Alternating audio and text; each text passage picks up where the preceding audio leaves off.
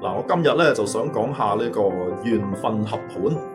咁好多人覺得咧呢個命運咧就只係呢個迷信或者係玄學。咩叫玄學？就即係唔知係點諗出嚟咁樣就叫緣啊嘛。咁但係其實咧，我會話命理本身就係有道理，佢係能夠用一套系統一個邏輯框架去理解嘅規律嚟嘅。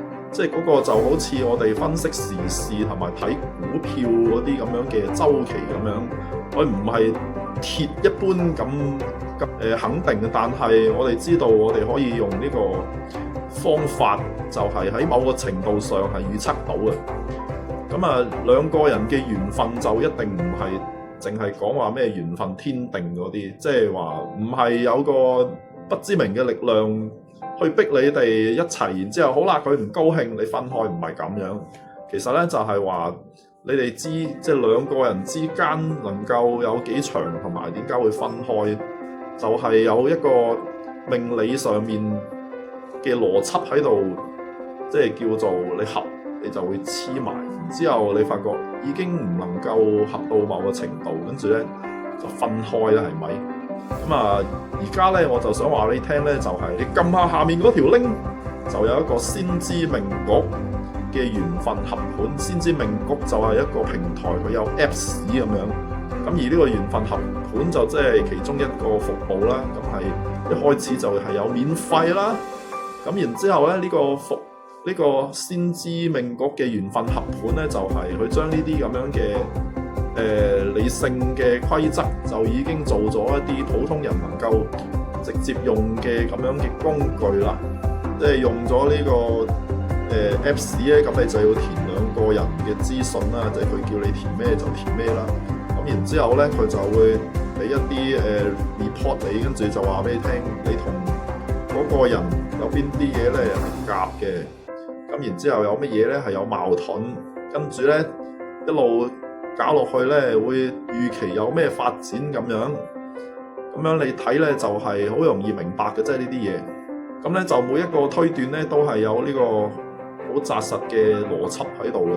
咁所以咧我先至幫你推薦呢樣嘢。咁啊，撳下面條 link，喺限時之前咧就會有100對免費呢個推測。所以咧你就快啲去試下啦咁樣。咁啊，跟住咧就係我咧已經入駐咗呢個先知命局啦，即係話先知命局裏面會揾到我啦，然之後我係會定期出呢個post 啦，有呢個短片啦，跟住咧就會有啲服務喺度啦。咁啊，所以咧就歡迎大家咧就係訂閱咗呢個先知命局。咁我之所以願意喺呢個平台裏面入駐咧，咁啊當然咧就係因為我覺得先知命局呢個平台咧就係好可靠嘅。咁佢即係話佢呢個平台就夠專業，然之後咧嗰個用戶保障亦都好夠。咁咧就係嗰啲導師咧就係有嚴格挑選嘅，係啦，我都要俾人挑選嘅，要呢個答呢個試卷先至可以入到去。咁跟住咧又要講你呢個命理嘅呢個背景啦，咁樣同埋有呢個實戰經驗係要考核。咁咧就係有呢個門檻，即係呢個專業程度咧就係有門檻咁樣。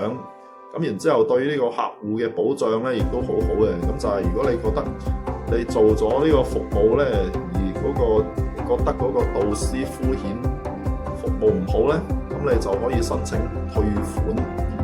咁咧就唔會有啲好似疑似詐騙咁樣嘅套路，搞到你退唔到款。咁啊呢啲就係好嘅地方啦。咁跟住咧呢個新用戶咧，仲有呢個免費3分鐘真人連麥諮詢咁樣。咁如果咧邊個想睇下自己呢個拍拖嗰段感情究竟係點咧，想測試下咁咧，咁你就可以去呢個撳下邊條 link 同呢個導師去傾下就得㗎啦。